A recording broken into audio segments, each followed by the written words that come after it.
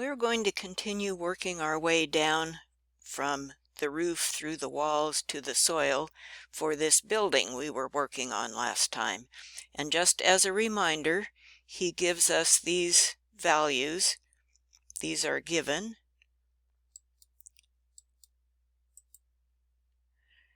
You may have noticed in the last slide, from the last slideshow, we had an exploded view of the building.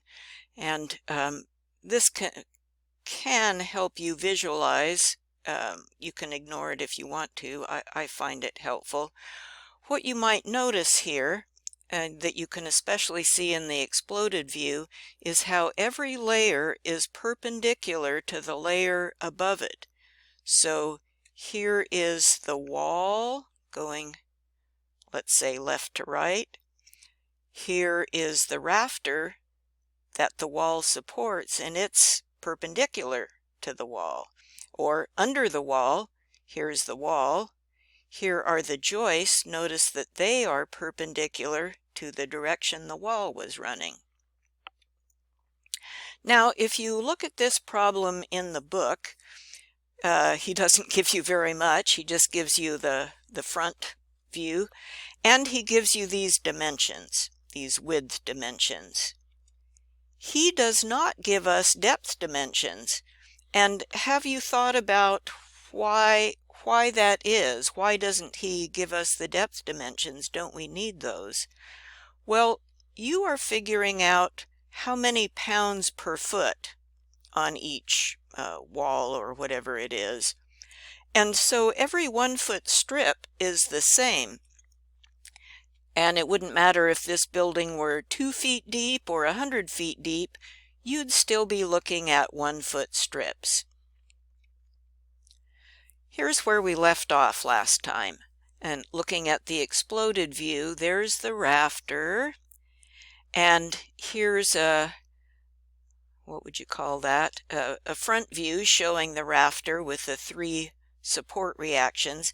And then here's the free body diagram of the rafter that we came up with after we did our thinking.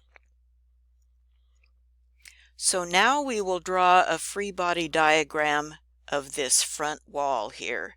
And again, notice how we just did the rafter. Now we're going to do the wall, and it's perpendicular to the rafter that's above it. So here is the rafter that we looked at. Now we'll look at the wall.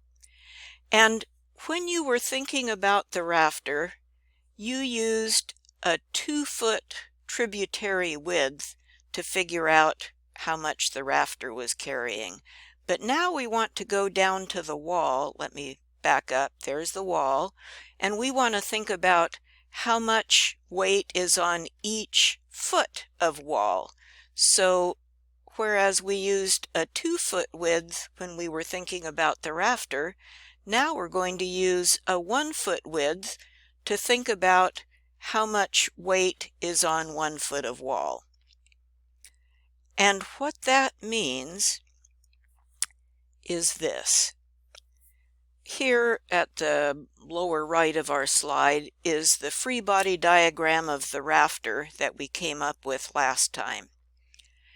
And the reaction that represents that front wall, we found out, was 726 pounds under each rafter. In other words, each 2 feet of roof stuff delivered 726 pounds onto the rafter. So if we want to think about now how much is 1 foot of wall holding up, we'll want to divide that 726 by 2. We want half the load if we're thinking about a 1 foot strip of wall. So 726 divided by 2 gives us 363. That is coming down on top of the front wall. Now let's keep going down through the wall, and let's think about how much does the wall itself weigh?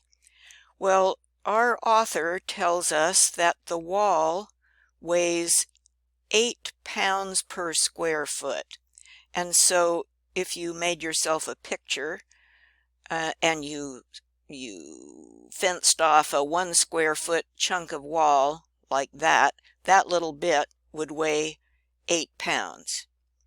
But we don't have just a one little square, we have a strip that's 8 feet high. So how much does that 1 foot wide, 8 foot high strip weigh? That strip must weigh 64 pounds. If 1 square foot is 8 pounds, then a bunch of those little squares 8 feet high must be 64 pounds. 8 times 8 is 64. So what? So when we're thinking about our rafter coming down on our wall, and that's 363 pounds on each foot. Then we've got this 1 foot wide strip of wall, and we just figured out it weighs 64 pounds. So what do those add up to together?